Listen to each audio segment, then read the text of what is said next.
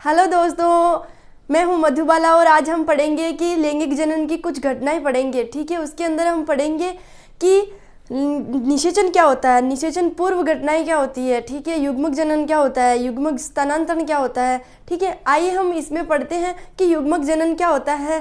ठीक है, और उसमें पढ़ेंगे निषेचन क्या होता है, निषेचन पूर्व घटनाएं क्या होती है।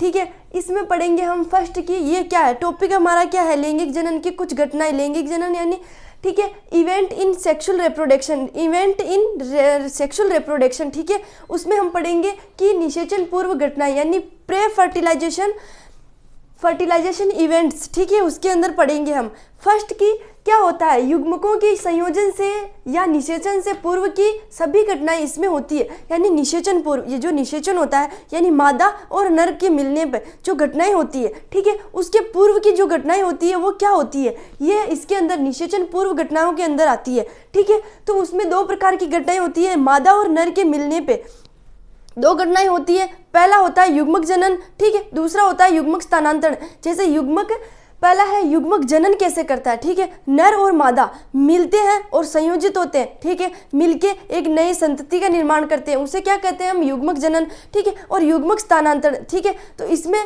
क्या होता है युग्मक स्थानांतरण में कि मादा जो होती है वो क्या होती है, अचल होती है, वो गति नहीं कर सकती है। और उसके अंदर शुक्राणु जो होता है, नर जो होता है वो गति कर सकता है। ठीक है, वो गति कर सकता है जिससे मादा के साथ जाके निषेचन कर सकता है। निषेचन के बाद वो एक नए प्राणी या जीव का निर्माण करता है। ठीक है, ये युग्मक स्थानांतरण हो गया। तो शुक्राणु मादा के निकट जाता है, निकट जाने के बाद वो एक संतति का निर्माण करता है। ठीक है, अब पढ़ेंगे हैं कि युग्मक जनन होता क्या, इसकी डेफिनेशन पढ़ रहे हैं हम, ये मैंने समझाया था आपको। ठीक है, गैमेट्स जेनेसिस क्या होता है, गैमेट जेनेसिस अगुणित लैंगिक कोशिकाओं के निर्माण व विभेदन की प्रक्रिया यानी अगुणित। युग्मक क्या होते हैं, युग्मक आपके क्वेश्चन आ सकता है ये कि युग्मक क्या होते हैं, गुणित होते हैं या अगुणित होते हैं। तो याद रखना है कि अगुणित होते हैं, युग्मक क्या होते हैं, अगुणित होते हैं। ठीक है, अगुणित होते हैं लैंगिक कोशिकाओं के निर्माण व विभेदन यानी उनकी अलग अलग डिफ्रेंशिएशन की प्रक्रिया क्या कहलाती है, युग्मक जनन कहते हैं। ठीक है, युग्मक जनन कहते हैं, कहने का मतलब युग्मक जनन किसे कहते हैं, अगुणित। युग्मक क्या होते हैं, अगुणित लैंगिक कोशिकाओं के निर्माण की और निर्माण करने की जो प्रक्रिया होती है और उसे अलग करने की जो प्रक्रिया होती है, उसके बीच की घटना क्या होती है, युग्मक जनन कहलाता है। उसके अंदर हम पढ़ेंगे युग्मक जनन में कि सम युग्मक क्या होता है, विषम युग्मक क्या होता है, असम युग्मक क्या होते हैं। ठीक है, अब समयुग्मक क्या होता है, जिसमें कार्यात्मक और संरचनात्मक रूप से, कार्यात्मक मतलब क्या होगा,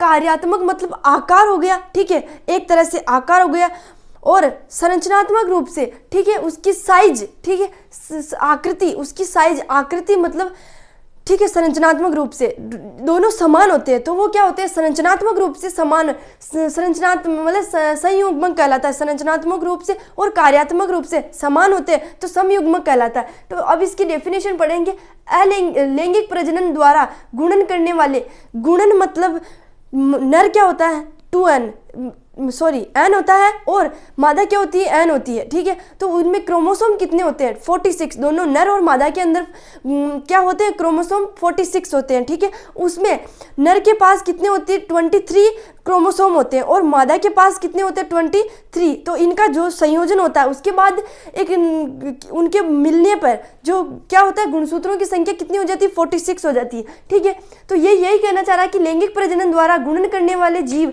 कार्यात्मक व संरचनात्मक रूप से समान होते हैं, यानी समान होते हैं, उन्हें समयुग्मकी यानी आइसोगैमेट्स कहते हैं। उदाहरण है यूलोथ्रिक्स। ठीक है, इसमें क्या दिख रहा है आपको, इसमें ये इसकी आकृति गोल है, इसकी आकृति, इसमें हम पहचान नहीं पा रहे हैं कि ये किस तरह के हैं, संरचनात्मक रूप से और कार्यात्मक रूप से दोनों समान है। ठीक है, इसका कार्य और समान है, मादा कौन सी है और नर कौन सा, इसमें पहचान नहीं हो रही है। तो ये कार्यात्मक रूप से और संरचनात्मक रूप से दोनों समान होते हैं, उन्हें समयुग्मक कहते हैं, आइसोगैमेट्स कहते हैं। उसके बाद आइसोगैमेट्स यानी दो प्रकार के होते हैं, कशाभिकीय और कशाभिकीय यानी गतिशील होता है और नॉन फर्टिलाइजेशन। ठीक है, कशाभिकीय यानी फ्लैजिला होता है, कशाभिका एक जीव होता है जो क्या हो, कशाभिका फ्लैजिला होती है। ठीक है, और अकशाबिकाएं क्या होती है, नॉन फ्लेजिला होती है, ठीक है, वो गति नहीं कर सकती है, ठीक है। कशाबिकाएं गति कर सकती है, गमन कर सकती है, चल सकती है, ठीक है। तो इसमें पढ़ेंगे कि कशाबिकाएं क्या होती हैं। वे समयुग्मक जो गति कर सकते हैं, इनमें कशाबिकाएं उपस्थित होती है, ठीक है, इनमें कशाबिकाएं उपस्थित होती है जैसे क्लेडोफोरा, ठीक है, क्लेडोफोरा इसका उदाहरण हो गया। और नॉन फ्लेजिला क्या होता है, यानी नॉन, वो गति नहीं कर सकता, वो गमन नहीं कर सकता, ठीक है। तो इसके अंदर समयुग्मक के अंदर क्या आएगा कि कशाबिकाएं कैसी होगी, शुक्राणु एक कशाबिक हो गया, कशाबिक वो गति कर सकता है जो मादा के पास जा रहा है, ठीक है। तो इसमें हम पढ़ेंगे कि अब नॉन फ्लेजिला क्या होता है, यानी अकशाबिकाएं क्या होती है। वे समयुग्मक जो गति नहीं कर सकते, और कशाबिक अनुपस्थित होता है, यानी कशाबिकाएं जो है उनमें अनुपस्थित होती है, ठीक है। जैसे उदाहरण है स्पाइरोगाइरा, जीव है जिसके अंदर वो गति नहीं कर सकता, ठीक है। तो इसमें उसका उदाहरण क्या हो गया, स्पाइरोगाइरा। और समयुग्मक के मतलब इसके अंदर फ्लेजिला के अंदर कशाबिकाएं होती है, उसके उदाहरण क्या हो गया, क्लेडोफोरा, ठीक है, क्लेडोफोरा हो गया। अब पढ़ेंगे हम असमयुग्मक क्या होता है, ठीक है। वे युग्मक जो संरचनात्मक तौर पर समान होते हैं, वो जो साइज तो मतलब उनका एक तरह से शुक्राणु लंबा होता है और मादा क्या होती है, गोल होती है, ठीक है। तो इनकी वो संरचनात्मक रूप से तो क्या है, वो समान होते हैं, मतलब युग्मक संरचनात्मक तौर पर तो वे समान होते हैं, लेकिन कार्य की रूप से अलग अलग होते हैं। मतलब वो आपने देखा होगा कि देखा नहीं होगा आपने, ठीक है। नर के अंदर शुक्राणु होता है, शुक्राणु किस तरह का होता है, एक लॉन्ग तरह से होता है वो, ठीक है। और मादा जो होती है वो राउंड शेप में होती है, ठीक है। तो इन दोनों की जो संरचना है वो क्या हो, अलग अलग हो गई, ठीक है। तो इसमें क्या कह रहा है कि संरचनात्मक तौर पर तो क्या होते हैं, समान होते हैं, ये है समान होते हैं, गोल होते हैं, ठीक है। लेकिन कार्य की रूप से वो अलग अलग होते हैं, उनका आकार किस तरह का होता है, आकार किस टाइप का होता है, वो अलग अलग होता है। कि शुक्राणु जैसे मोटा हो गया तो मादा क्या होती है, छोटी हो गई, ठीक है। वो कार्य की रूप से अलग अलग होते हैं, जैसे स्पाइरोगाइरा इसका उदाहरण हो गया। और फ्यूकस क्या होता है, आपने खाने के ऊपर देखा होगा, खाने के ऊपर वाइट कलर की जाले जम जाती है, कुछ दिनों बाद हम देखते हैं, बहुत मतलब 2 दिन बाद या सुबह पे नहीं जमता, वो 2 दिन के बाद हम खाने को देखते हैं तो उसके ऊपर क्या परत लेयर जम जाती है, वो वाइट कलर की, ठीक है, फ्यूकस है वो, ठीक है, एक तरह से फ्यूकस है। और भूरी सेवाल 3 प्रकार के होते हैं, एक तो होता है नील हरित सेवाल, और भूरी सेवाल होती है, और क्या ग्रीन सेवाल होते हैं, ठीक है, ग्रीन सेवाल। और इसमें क्या है, उदाहरण है भूरी सेवाल एक सेवाल होता है जो क्या होता है, पानी के अंदर देखा होगा, सेवाल क्या होते हैं, पानी के अंदर देखा होगा आपने कि वो पानी कई दिनों तक जमे रहता है, पानी एक ही जगह पे स्ट्रेट रहता है, तो उसके नीचे ना लेयर जम जाती है ग्रीन कलर की, तो वही है ये कि सेवाल वही कहलाते हैं, जिससे कई बार हमें नुकसान हो जाता है और हमें मतलब मोटिवेशन भी मिलता है उससे, ठीक है। उसके अब ये भूरी सेवाल वो हो गई। अब हम पढ़ेंगे विषम युग्मक क्या होते हैं, ठीक है। ओजेनेसिस क्या होते हैं, विषम युग्मक यानी अलग अलग युग्मक, ठीक है।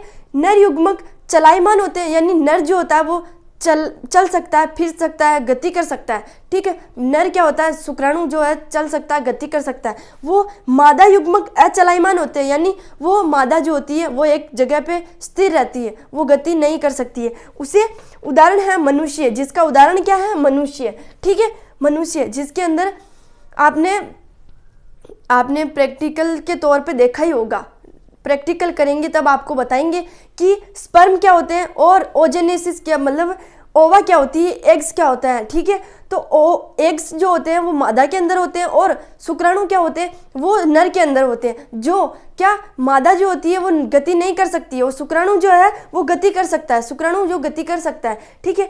तो ये हो गई इसकी प्रोसेस की लैंगिक जनन की कुछ घटनाएं। तो इसमें निषेचन पूर्व की घटनाएं, निषेचन यानी नर और मादा के मिलने से जो पहले की जो घटना है वो क्या हो गई, निषेचन पूर्व घटनाएं, ठीक है। उसके अंदर हम पढ़ेंगे कि युग्मकों का स्थानांतरण या युग्मक जनन, युग्मक स्थानांतरण कैसे होता है। युग्मक मैंने बता दिया आपको कि युग्मक जनन कैसे होता है। युग्मक जनन नर और मादा के मिलने से जो घटना होती है युग्मक जनन। और युग्मक स्थानांतरण क्या होता है? युग्मक स्थानांतरण यानी नर क्या है, चल सकता है, और मादा क्या है, गति नहीं कर सकती है, ठीक है। तो क्या हो गया, स्थानांतरण, नर जो है मादा के साथ जाएगा, मादा के पास जाएगा, ठीक है, फिर उसकी प्रोसेस चालू करेगा वो, ठीक है। उसके बाद वो क्या करेगा, एक नए संतति का निर्माण करेगा। तो वही है कि युग्मक स्थानांतरण, जब तक वो स्थानांतरण नहीं करेगा तब तक उसकी कोई प्रोसेस चालू नहीं होगी, ठीक है। तो युग्मक स्थानांतरण ये हो गया। अब समयुग्मक आपने देख ही लिया होगा, समयुग्मक जिसमें कार्यात्मक रूप से और संरचनात्मक रूप से दोनों क्या होते हैं, युग्मक समान होते हैं, समयुग्मक कहलाते हैं। और समयुग्मक में दो क्या होते हैं, टाइप होते हैं, कशाभिकाएं और अकशाभिकाएं। कशाभिकाएं क्या होती है, जो गति कर सकती है, और अकशाभिकाएं जो गति नहीं कर सकती। फिर उसके अंदर बता दिया। अब पढ़ेंगे हम असमयुग्मक क्या होते हैं। असमयुग्मक मैंने पढ़ा दिया कि वे युग्मक जो संरचनात्मक रूप से समान होते हैं लेकिन कार्यात्मक रूप से अलग अलग होते हैं, ठीक है। असम युग्मक हो गए। विषम युग्मक, नर जो होता है वो गति कर सकता है और मादा जो है गति नहीं कर सकती है। आई होप बच्चों कि आपको ये वीडियो पसंद आया होगा, और ये नोट्स मैंने आपके लिए बनाए हैं, ठीक है। इन्हें अच्छे से पढ़ना, इनको उतारना आपकी नोटबुक में, ठीक है बच्चों। धन्यवाद। अगर पसंद आए वीडियो तो सब्सक्राइब शेयर जरूर करिएगा। धन्यवाद।